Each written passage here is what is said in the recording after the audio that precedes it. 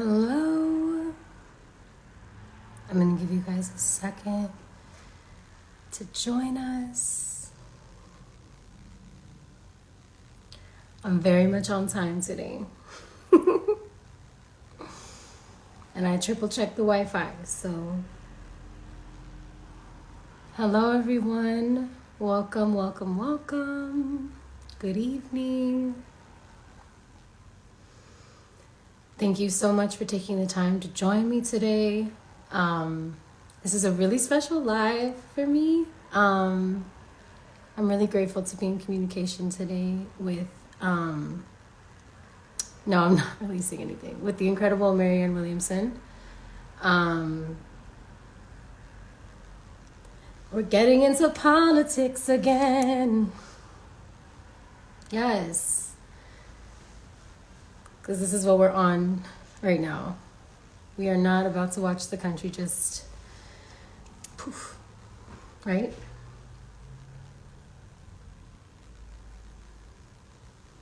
Welcome, welcome, welcome. Today's a really special live, guys. We're going to be tapping in with Marianne Williamson, who is a candidate on the Democratic bill.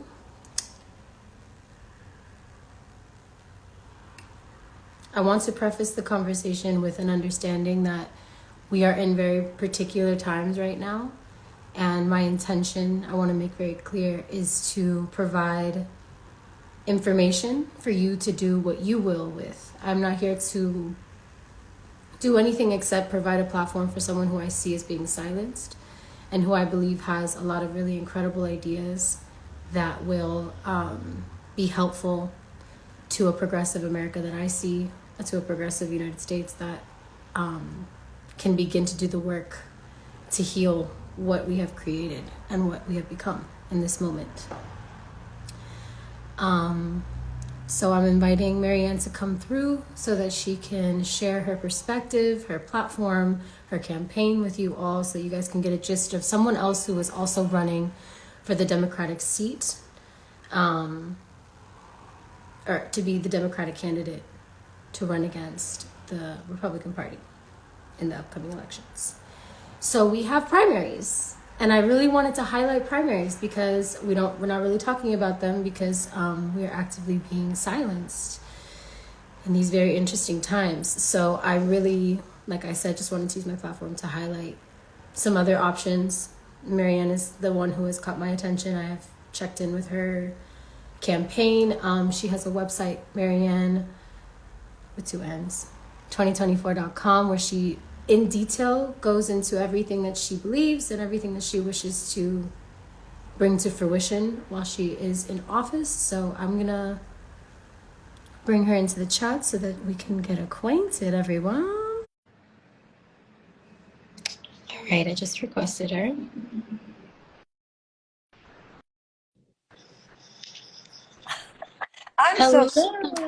I'm so sorry. I've been trying to request to come in and all that, and it wasn't so. I'm sorry it took me so long. I've been pushing buttons and.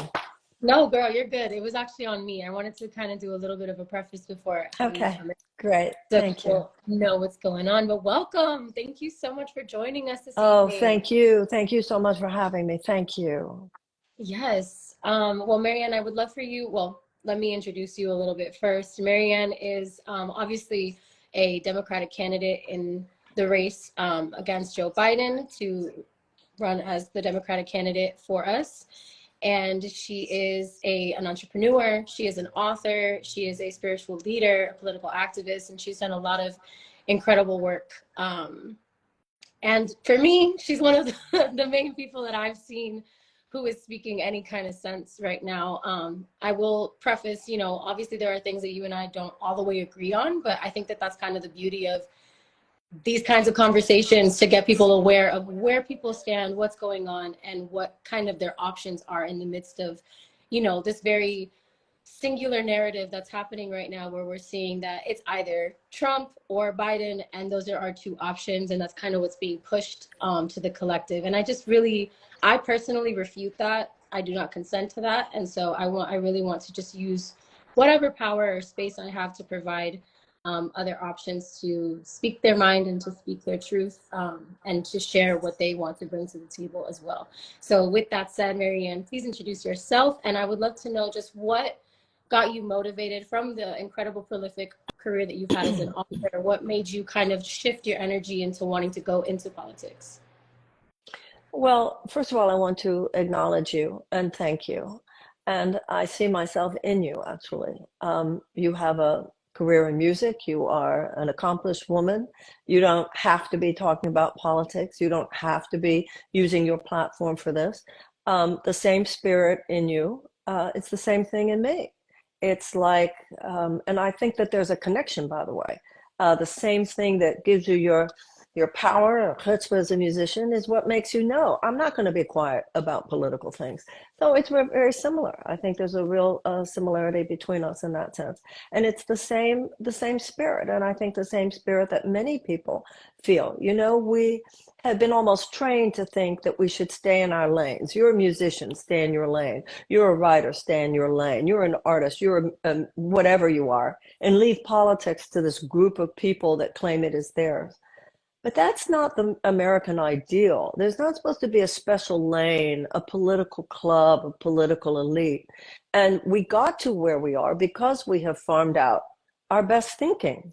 The things we feel so strongly and know and stand on in our own lives, we allow ourselves to go dumb when it comes to politics because we've been sort of trained to. Almost like we're talked to like we're sixth graders, even though in our personal lives and in our own professions, we get down, we get real, we get authentic, and we're even known for that. But when it comes to politics, we're supposed to leave it to someone else. Well, I think Mhm. people are waking up now. We're 6 inches from the cliff in terms of the state of our environment, the state of our democracy, the state of so many people's lives. So in that sense, the same thing that animates me, animates you, and animates obviously millions of people that we see every day. Yeah. I, uh, I just think that we should, as a nation, try to be good, just like in our own personal lives. We should try to be loving. We should try to be generous. We should try to be merciful. And we should try to respect the fragile bonds of life between us and the earth, between us and each other.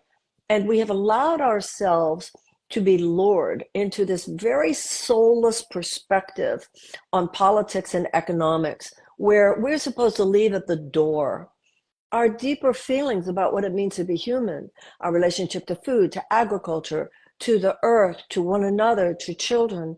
And I think that where you and I sort of meet, and where I'm sure millions of people who respect your work, and I think people who respect mine as well, are like, yeah, we're ready for that. We have got to rein in these soulless principles of corporate profits that are sort of taking precedence over everything that is most true and beautiful. And it's got to stop. I completely agree. I think that there are obviously quite a few fundamental issues with America and the way it was built and how things are and have played out. And I think that, when it comes to what I think I really resonate with about your campaign is that you are talking about disrupting the corrupt. And I think that that for me is a really important thing that I've seen just in my few years that I'm 27 years old right now. I started voting when I was 18.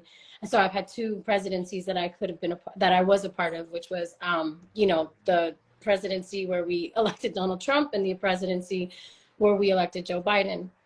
And, I will be quite just starkly honest. I've seen the way that this political system works and runs, and it's very much by the corporations for the corporations, and it has nothing to do with people's interests, as we have seen demonstrated over and over again, like just in modern day, in exact right now times, even with just the entire erasure, I feel like, of these primaries and of the idea of something as another option to what we're experiencing right now, which is just pretty much right of center energy that we're receiving from the Biden administration. And I just personally feel like there is a largely progressive voice that is here amongst the youth and amongst my generation, amongst the generation underneath me, a generation that is voting for the first time this year at the polls, that are very resonant with what we're talking about, which is humanity, I think, at the end of it all and at the core of it all, which is that, corporations should not be deciding how our economics are played out. Politicians should not be brought out to the point where they are doing insider trading and there is no consequence for it. And they are able to manipulate a market to profit for themselves at the expense of the American people. And I've been seeing this happen over and over again in a numerous amount of presidencies, if I'm being quite honest. There have been a select few people in the course of the United States history that have really proposed a progressive platform or campaign that actually cares about the working class people, about the middle class people, and about making sure that, the average American is safe, taken care of, and by their own tax dollars, essentially. This money that we're talking about diving into to make all of these policies happen, which I really want to get into, the kind of your ideals for what you want to see if you were to, assume office. I think it's really radical, some of the stuff that you're saying, in the best ways possible, though, because to me, radical has been redefined for us, because, like, I don't believe it is a radical concept to take care of our own people with the money that they generate for the government. I don't believe it's a radical concept to not want to invest in wars and to create, say, a Department of Peace like you're talking about in your campaign. I think that these things are vital in order to secure a future for not only me and myself and my generation, but for the generation underneath us and the generation that we intend to bring in to this world. You know what I mean? I really genuinely, and so many other women my age, we're like, are we really gonna have kids in this reality? Like, is that really something that we're trying to do? And obviously not. And we're seeing, the rollback on Roe versus Wade, I believe, has deeply to do with those correlations, because they're hyper aware that we're not trying to have children right now, and the amount of heads are what drive corporate dollars, what drive taxes, and all of these things that they need in order to survive as an entity. So I really want to get into some of your policies that you kind of just have come up with as solutions, starting with your economic bill of rights. I read that and I was like, yes, girl, okay, this makes sense.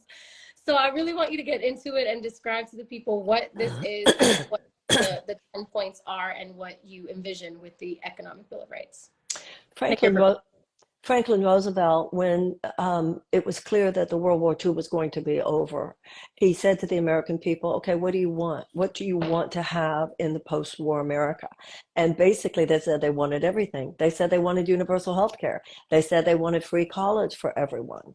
So Roosevelt died, obviously, but what our economic bill of rights is taking it into the 21st century. Roosevelt talked about how we not only have freedoms of, there also should be the freedom from want and freedom from fear. And obviously, the majority of Americans live on some level of economic want, because there has been a destruction of a thriving middle class over the last 40 to 50 years. So the Economic Bill of Rights includes things that actually are considered moderate positions in every other advanced democracy. You were talking about the word radical. Radical just means of the root. The truth of the matter is the Declaration of Independence is radical. We have never fully actualized it, but the ideal of all men created equal, governments instituted to secure inalienable rights of life, liberty, and the pursuit of happiness, the idea that people have a right to alter the government if the government is not doing that. We're born of a radical idea. And it's our job to not only protect that ideal from assault, which we see in our generation, just as we've seen it in others, but also to expand it, to make it more real, to make it applicable to more and more people. So, universal health care, tuition-free college and tech school, canceling the college loan debt, subsidized childcare, paid family leave, guaranteed sick pay, guaranteed affordable housing, and guaranteed living wage. Now, there are some other little things like baby bonds I think are a good idea, but those that I just mentioned are what I see as the primary elements of an economic U-turn. And I think that the issue here is alleviation of stress in these little incremental pieces versus the radicalism, in a good way, of a fundamental economic U-turn. The ship is listing so far to the side that if you say, could we just Take it so that the average person has a shot at it. See, like before you were born in this long ago, far away called the 1970s, we were a country where the average American worker had decent benefits. The average American worker could afford a house. The average American worker could afford a car, could afford a yearly vacation. One member of the couple on one job could support a family of four. The one parent could stay home with the kids if they wanted, and they could afford to send their kids to college. But over the last 40 to 50 years, there's been a $50 trillion transfer of wealth. It's called theft. Talk about radical. That's what's radical. What that sort of war on the middle class that has been promulgated. It was strategized. It wasn't like it happened accidentally. And it has moved $50 trillion of wealth from the bottom 90% of the American people. So what we're talking about here is a season of repair. What we're talking about here is cutting the cord with this aberrational chapter of American history in which that level of economic injustice was just baked into the cake. And that level of injustice is now the status quo. That status quo will not disrupt itself. It's backed by too much power and too much money. And they have a lock. And the only way that we can override that is a revolution of consciousness, a peaceful, nonviolent revolution at the ballot box. That's our opportunity here, is for the people to step in. And the Declaration of Independence says that it's our right to do that. Yeah, it does. I think for sure, I'm not gonna lie, I've become quite a bit cynical as I've watched the world become what it is in this exact moment. And kind of again, I feel like a lot of us feel just kind of very backed into a corner about what our options are or aren't, and very manipulated into kind of thinking a certain way. And so it's been very difficult to kind of navigate where, like, how to really truly believe in politics, or even want to participate in these kinds of systems, when it feels like we're constantly fighting, these incredibly kind of these incredible backslide in how power is distributed amongst us. But again, this is also kind of from the inception. All of these ideals that we're talking about were granted by people who, owned people, and people who did not believe that women had these rights that they were talking about as well. And so bringing it, like you said, into the modern day, into what our reality is right now, is such an important, I think, piece of the puzzle that, like, every single politician is missing. Is like, we need to, the economy that they wish for us to be able to participate in is impossible to participate in for the majority of the people who are living here, the average person who is living here right now, especially in the current conditions, with the rise of inflation, with the way that things have shifted since the pandemic. So how do you intend to implement all of these kinds of things that you all of these points that you brought up? Like, what is the way? Because we talk about universal healthcare, we talk about canceling student loan debt, we talk about a livable wage and universal income. These concepts, which, like you said, in any other advanced democracy, these are just middle way realities that are easily attainable. And while I understand that the United States itself is a lot of territory, a lot more territory probably than a lot of those smaller things are. And for that reason, we work via state often more than federal. Each state kind of does its own thing. We still do federally applied things as well. So I'm just curious, like, what your vision is for how you would realize these ideals and concepts. Would you mind if first I go back a little bit historically? Yes, please. Because you touched on those things, how it was at the beginning, and also when you talked about cynicism. I'd like to talk about both those things. As you were mentioning about people owning people, 41 of the 56 signers of the Declaration of Independence were slave owners. So that dichotomy has always been with us. I mean, the irony there is that everybody who signed, all 56 of them, were risking their lives to sign, because if the British had won the war, they would have all been hanged. they would have been executed as traitors. But 41 of them were slave owners themselves. So it is baked into the cake that America has this bipolarity in our national consciousness. It's always been there. Partly we are people who, as you are, as I am, as millions of us are, like truly, we get the power and the radicalism and the excitement and the profundity of the very idea that anybody should have a shot at it. Anybody Mhm. should be able to. If they work hard enough and they show up for life, there should not be any unnecessary limits on their ability to soar. That's a profound, earth-shattering idea. And there have always been, however, from the very beginning, starting with the slave owners, people who, for their own ideological and financial purposes, had no intention whatsoever of seeing that made manifest. Now, that struggle has been inherent in every generation, including ours. We are not living through something different. We're living through the latest iteration of a struggle that has been there from the beginning. However, you talking about the cynicism and how feeling locked up. If you look at our ancestors, there was slavery and our ancestors responded to it with abolition. You think they weren't cynical and hopeless sometimes? There was the institutional suppression of women, and that was responded to with the women's suffragist movement and the passage of the 19th Amendment. We think they weren't cynical and hopeless sometimes. They responded to the Gilded Age with the establishment of organized labor. They responded to segregation and the institutionalized suppression of Black people with the civil rights movement. So the hope, and surely they felt hopeless. Surely they felt traumatized. Surely they were told, don't even think about it. It's locked up. You're not going to abolish slavery. You're not going to get a right to vote.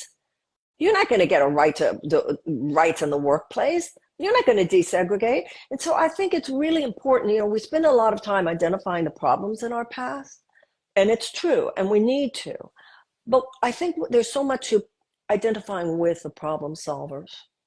So the cynicism, I did a post last night, a video. We all, it's so tempting to just go down, It's locked up. But that downward spiral emotionally, I think that's one of the reasons I'm running, because I saw people just going down.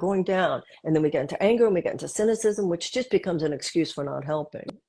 I mean, the Mhm. truth of the matter is there is a way to override this. There is a way. And listen, they know that, or they wouldn't be erasing me.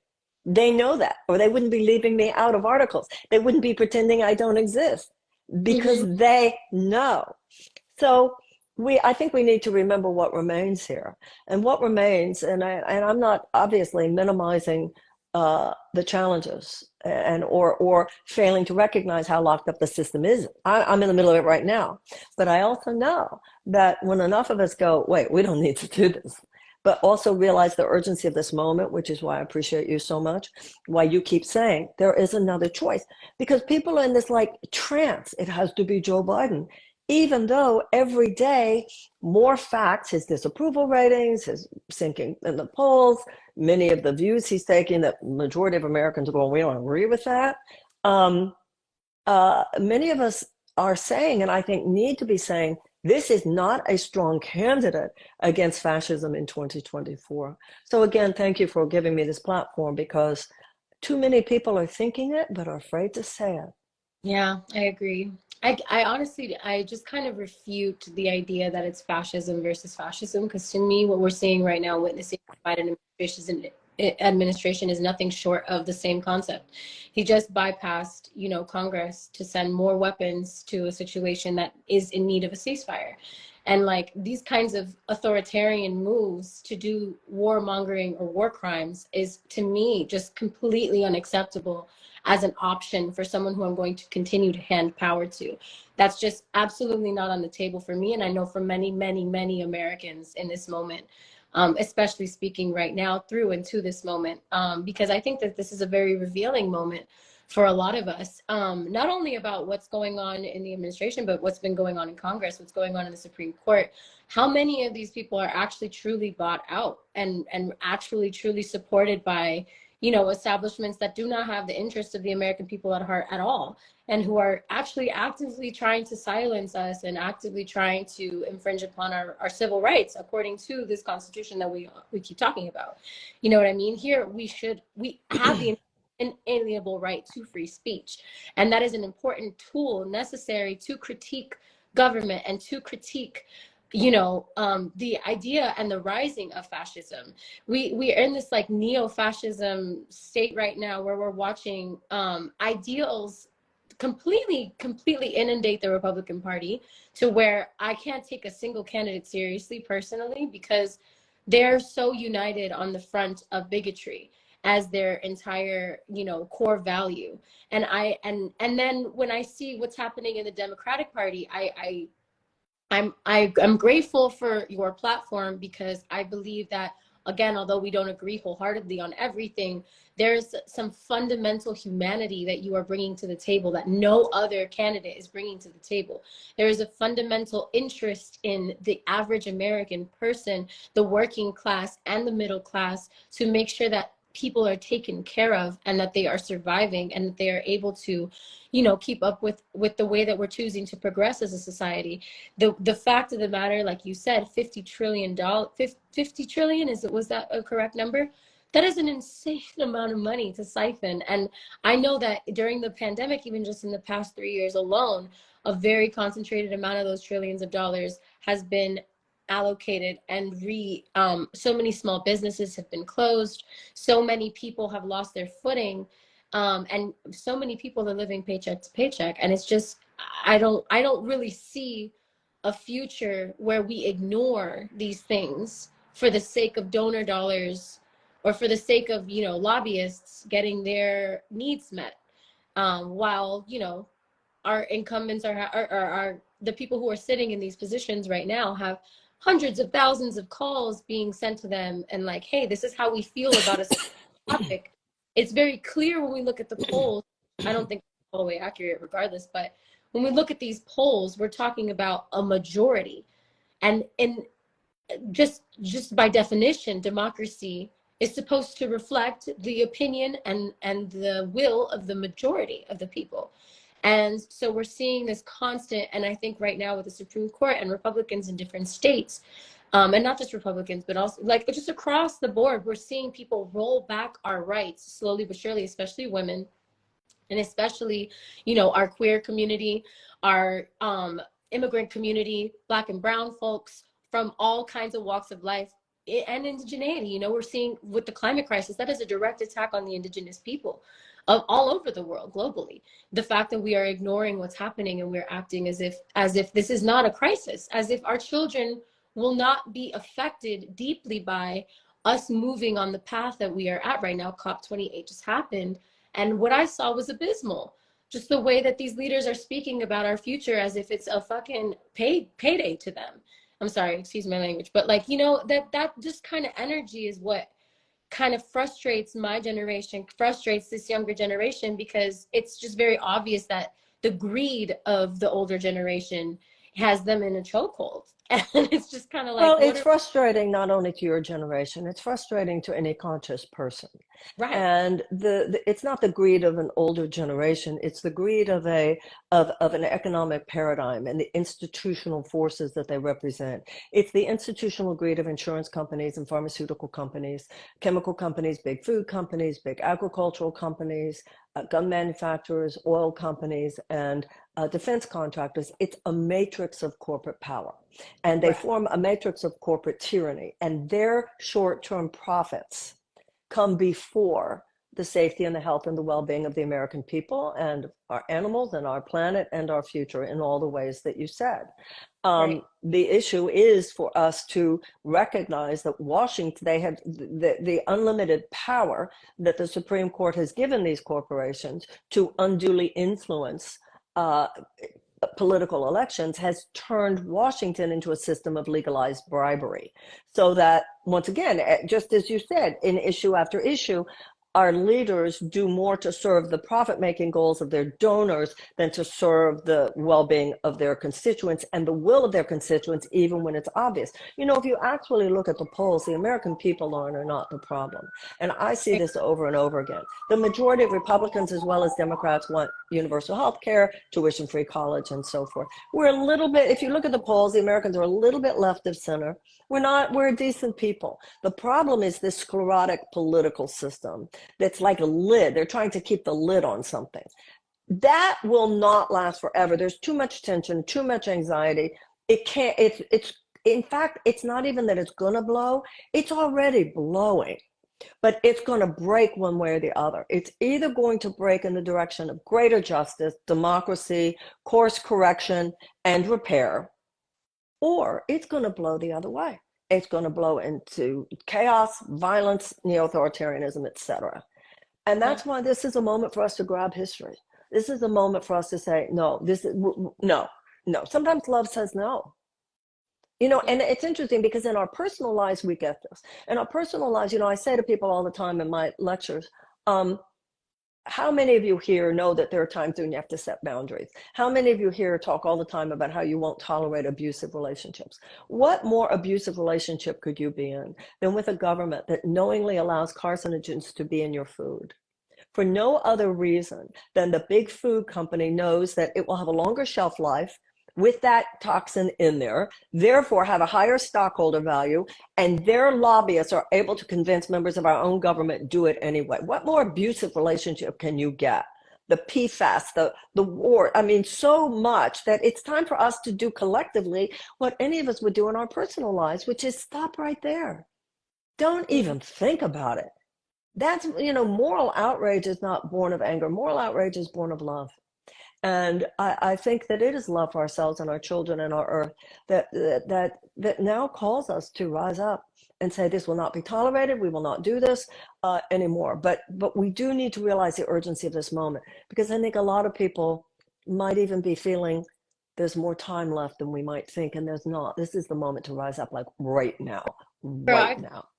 completely agree with you about that specifically, for sure. I believe that, we've been trained for a long time to remain in this kind of docile, disinterested, distracted state as the American populace. I feel like, when I look around, the average person is very disconnected from like the ways in which we are unconsciously consuming, um, to the degree where we support these kinds of systems, we play into these systems, and we are actively a part of these systems. You know what I mean? And like when we were talking about the moments and points in history where, there was a turn of events, it always took, we want to talk about peace and nonviolence, and I 100% am a pacifist in that kind of sense, in that I prefer that route.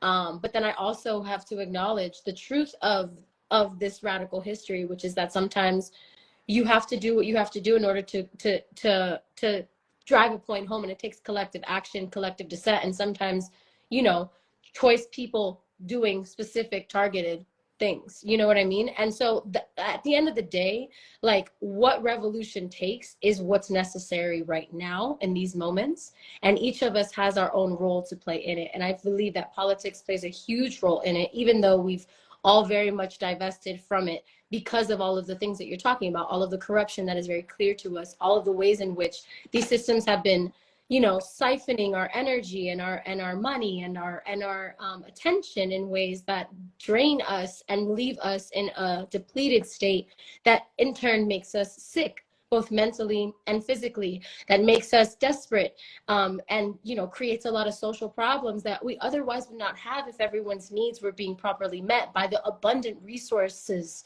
that are available to us, specifically as United States citizens.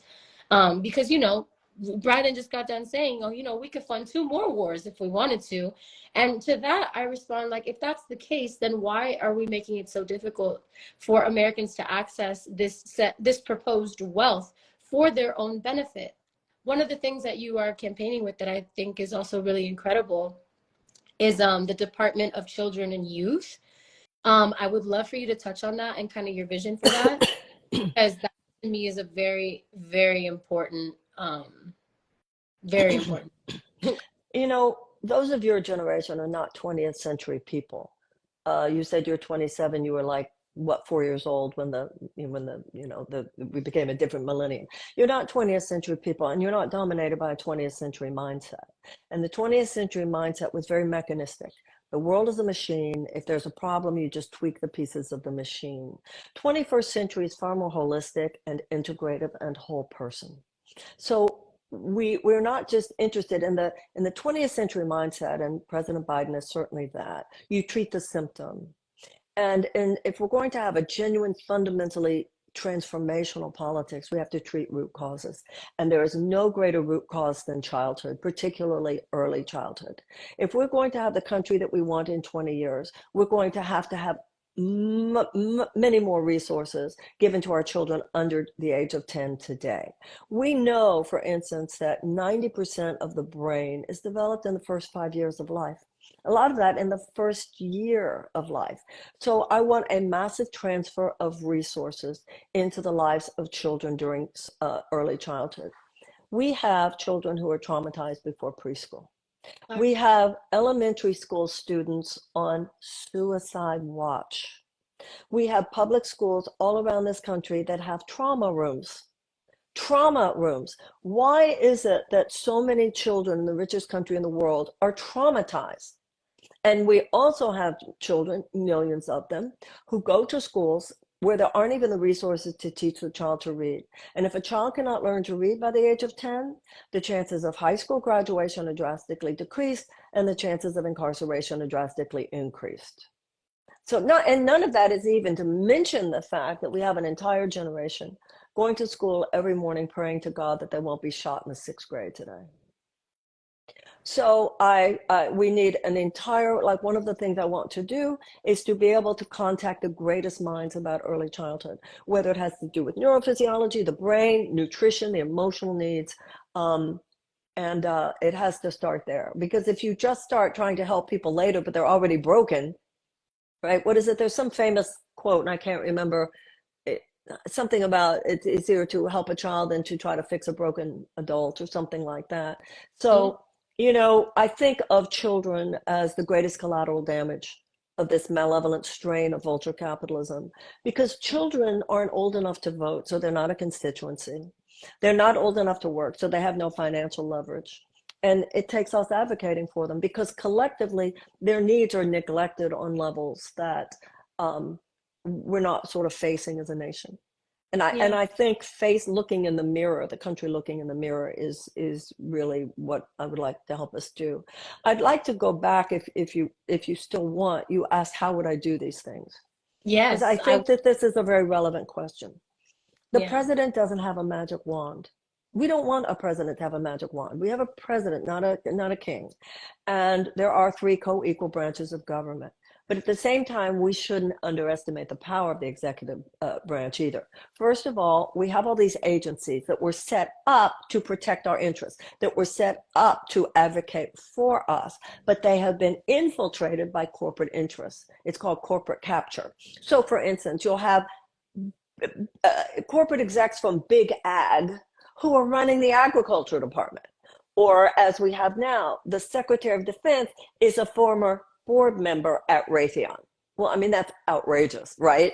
So that's outrageous. I know, outrageous. So the president has the power to appoint the heads of these agencies. Now they have to be confirmed by the Senate, but the president has the power to say that corporate interest is no longer working here.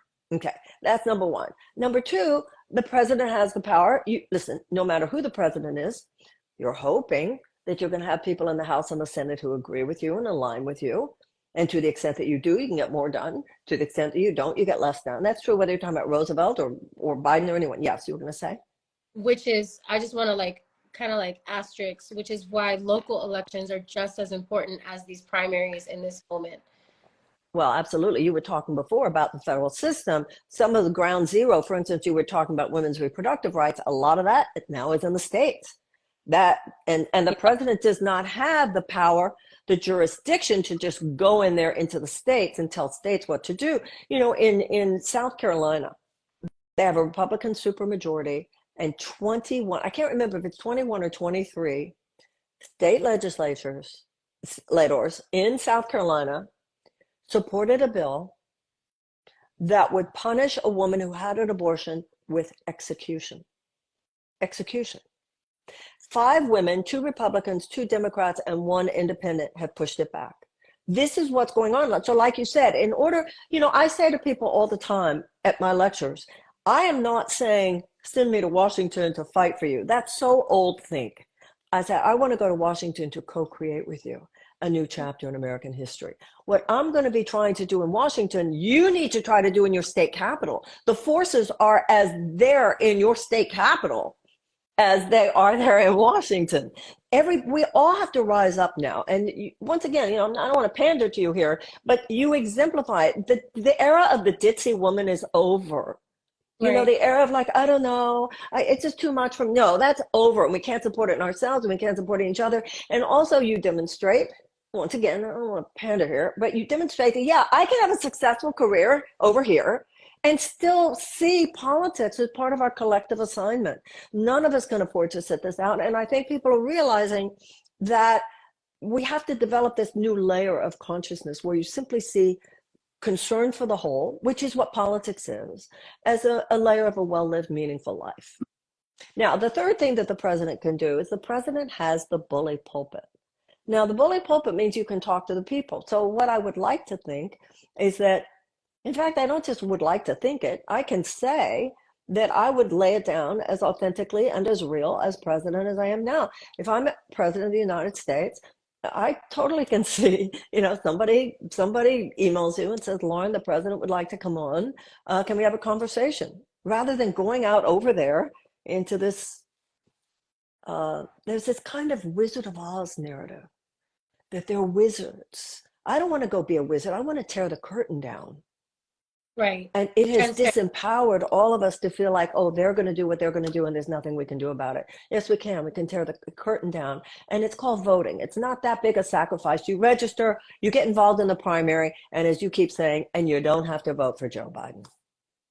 That's what I mean, that's just what I think. I think that voting right now for me is kind of like a mediation tactic, like a method for us to use what collective power we do have left, especially those of us who are not, being gerrymandered and actively having our voting rights attacked in these moments. Like those of us who do have that access and do have that power and that collective voice, I think it's more important than ever to show up and to use it, because we are seeing so much pushback on democracy right now in so many different aspects. And we saw it in the last election. And we even saw it in Trump's initial election. You know what I mean? It's been 8-9 years now since 2016. And over the course of that time, we have seen, this back and forth between Democrats and Republicans, as if they aren't both working for the same agenda, as if they aren't both working for the same corporate dollars and the same corporate, allegiances. And this back One and is a forth. whole lot better than the other, though, and we shouldn't forget that I either. mean, I agree. I agree with that. But then I think from my perspective, just personally, all of these systems play in and work with one Well, another. absolutely. I mean, Yeah. listen, I'm in the middle of that belly of that beast right now. So Yeah. believe me, more probably than you even know. Yeah, and that's why I wanted to highlight, people like you who are in the Democratic Party. I remember originally you had run as an independent, but it obviously, the American consciousness is very much siphoned into believing that only between the two parties will any kind of competition exist. And so the reality of you being like, you know what, yeah, Democrat, I personally resonate with progressive Democrat energy way more than any other kind of route that I can take in that two-party system. So I respect you for seeing that choice and then moving in such a way where you have more of an opportunity to be present and to have your voice be a part of the conversation in a tangible way, because that's kind of where we are right now. It's like, yes, neither party is at all um actively acting on their word. You know what I'm saying? And that's the biggest thing for me is although the Democratic Party has been speaking very eloquently and telling us all of the things that they would like to do for us, according to what it is that we need and what it is that we're saying that we want, I don't see a lot of follow-up with it. I don't see a lot of action to follow up with what we're being. Well, You know what I'm saying? So Yeah, I think, of course I yeah. do. What the president offers is incremental change.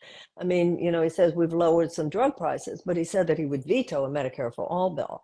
He has said that he's the climate president, so he has given, and there have been some healthy investments in green energy in the Inflation Reduction Act. On the other hand, he's given more oil drilling permits than even Trump did. And he has okayed the Willow Project, the $8 billion ConocoPhillips oil drilling project on the North Slopes of Alaska. You put those two things together, and that completely nullifies everything, all of the benefits of the green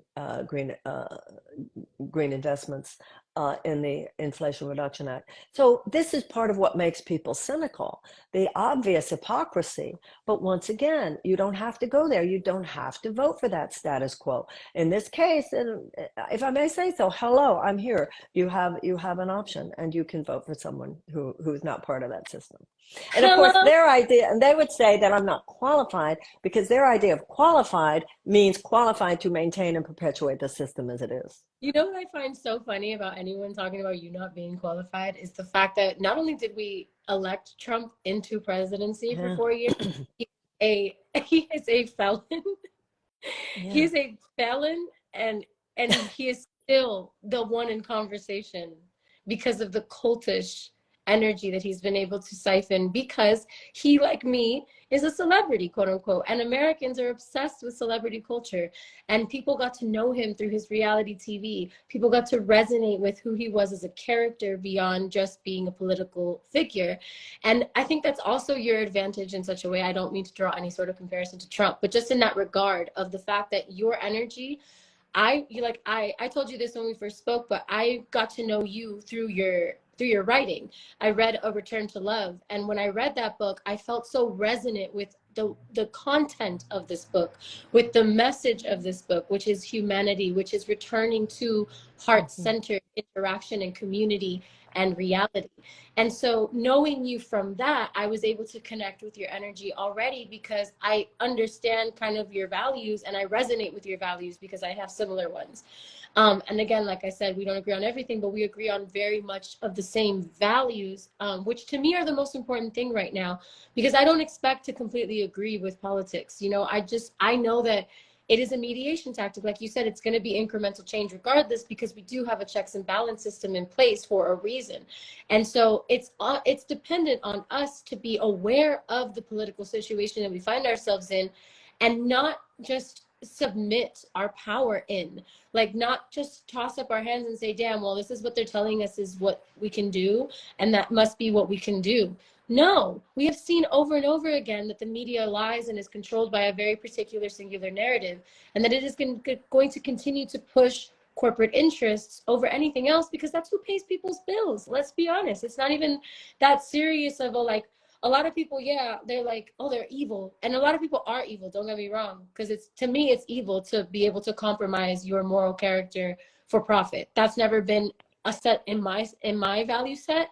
So I don't understand that, especially when you're in charge of an entire country of people, especially when you're in charge of constituents that are vocal about what their needs are and that they are not being met through crime statistics, through disparity, economic disparity that we are seeing right now throughout the United States in all kinds of different levels of income at this point.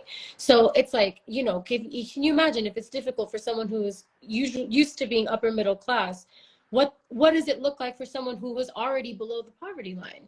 Like these are realities that the current elite that is running politics does not care about or be empathized with to any degree, because they didn't come from that. Because to even be involved in politics, one must have exuberant amounts of money to play with. Well, even more what I've seen in this race, the system is set up so that it takes such an obscene amount of money to even be in the game.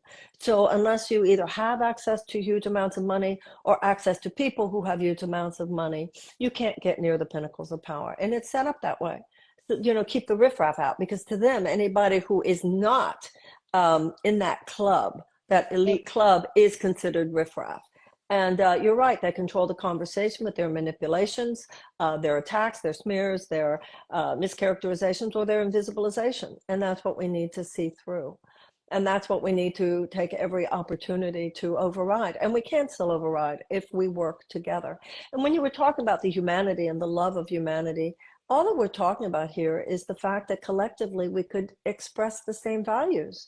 And I think you said it earlier, public policy can help people. Remember, the public policy is spending money that belongs to the people. I mean, it's your taxes, it's your money. So why shouldn't your money pay for things that help you? Hello. And Plan. that's what the Democratic Party used to stand for. I consider myself a Roosevelt Democrat. The idea that politics should stand for the unequivocal and unabashed service to the well-being of the working people of the United States. This shouldn't be, once again, going back to the word radical, that shouldn't be considered a radical concept. Yes. And it certainly wasn't when I was growing up. And I we have to reclaim it. use this money already to do to like to for their own gain. They use this money already to do incredibly corrupt A, things with it. a To perfect to bail out banks. They use it for corporate socialism. So I don't understand if it's so easy for us to use our tax dollars for corporate socialism, why it is such a radical thing Right. or such Yeah. a point. Well, you know, Martin Luther King said if they give it to the poor, they call it a handout. If they give it to the rich, they call it a subsidy. And they said the same thing to Roosevelt. This idea that anything that helps people, oh, it's socialism, it's socialism. It's this ridiculous boogaboo that's used to scare people. Um, the truth, I think a perfect example is this college loan debt. You know, before the 1970s, we had free college. There was a system at University of Florida, there was a system at University of Texas, there was a system at University of California. The college loan debt is such an example, this unholy economic alliance of government, banks, and lending companies.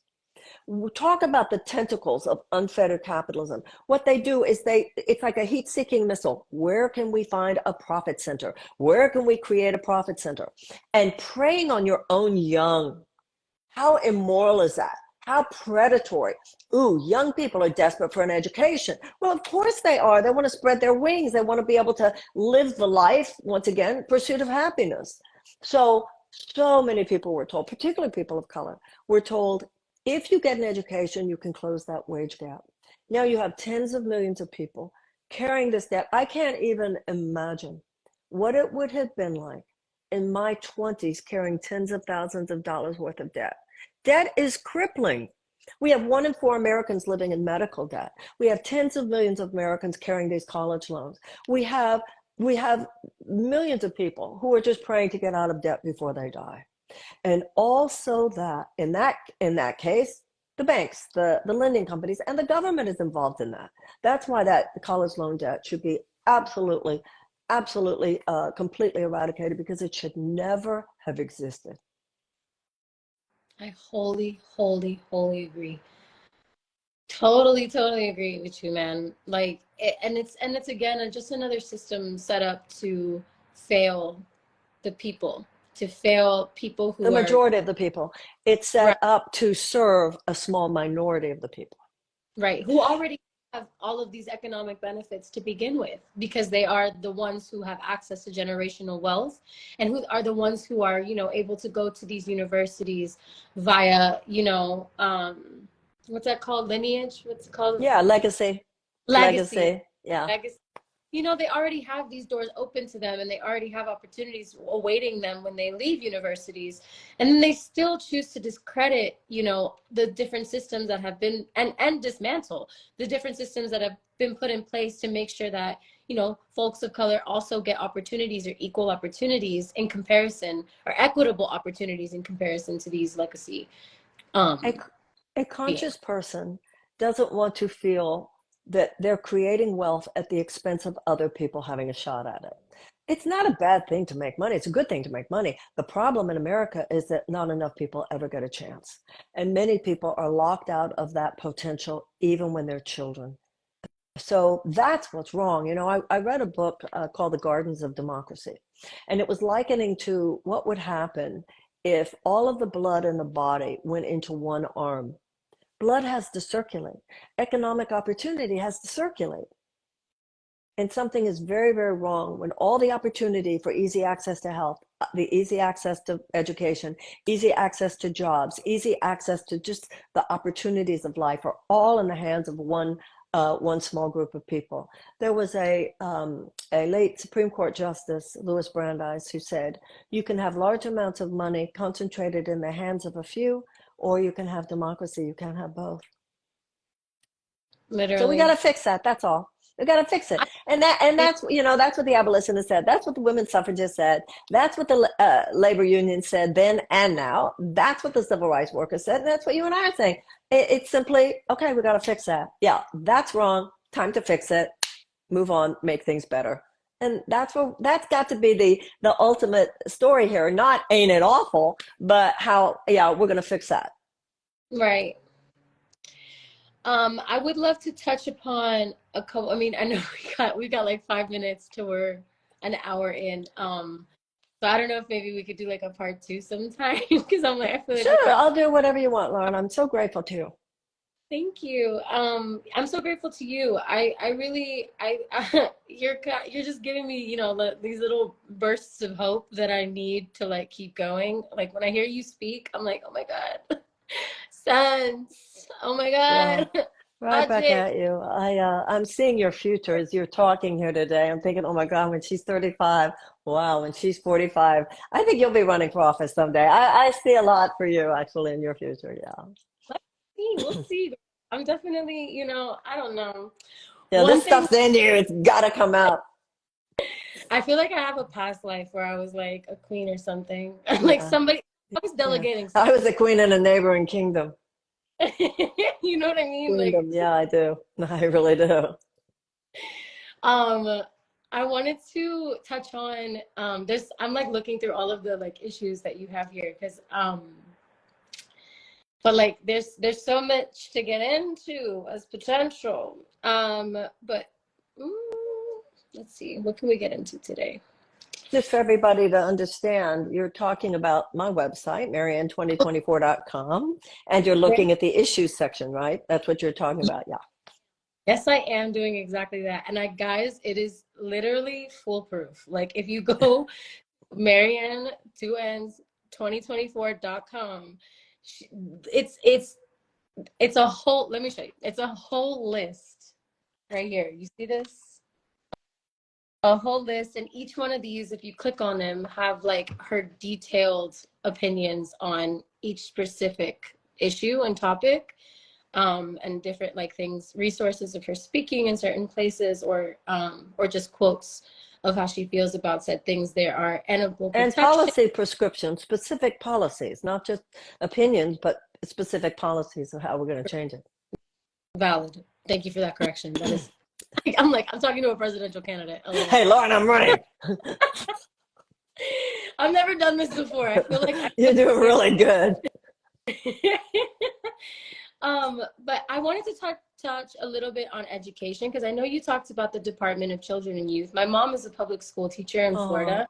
what great. Yeah, yeah, and I watched her struggle my entire life with having to, put in 10 times the effort to make sure that her students got what they needed, especially during the pandemic. The way that my mom and her math department showed up to make sure that these kids were taken care of when they were given absolutely no resources to do so, and actually penalized in random ways that I don't even, that's my mom's business. But I watched her go through some serious stuff, and I'm just been seeing a slow but sure privatization of public schooling. And I have also, I mean, obviously the public school system works in such a way where depending on your neighborhood, it's dependent on the quality of education that you receive, which, as you were saying earlier, for your Department of Youth, of Children and Youth, making sure that these children get what they need and that they're invested in from the ages of 0 to 10, in such a way that sets them up for a future of success. includes, I think, vitally how they are educated, and so and how that's invested in. So I just would like to hear your ideas or your policy on these kinds of issues. Well, what you just referred to, we are the only major advanced democracy that bases so much of our educational funding on property taxes. That's what's at stake there when you talked about depending on what neighborhood you're in. So when you see, for instance, the comparisons between American school children and school children in other countries, we do really poorly. But if you're a white child in an advantaged neighborhood, you stand to have a public school education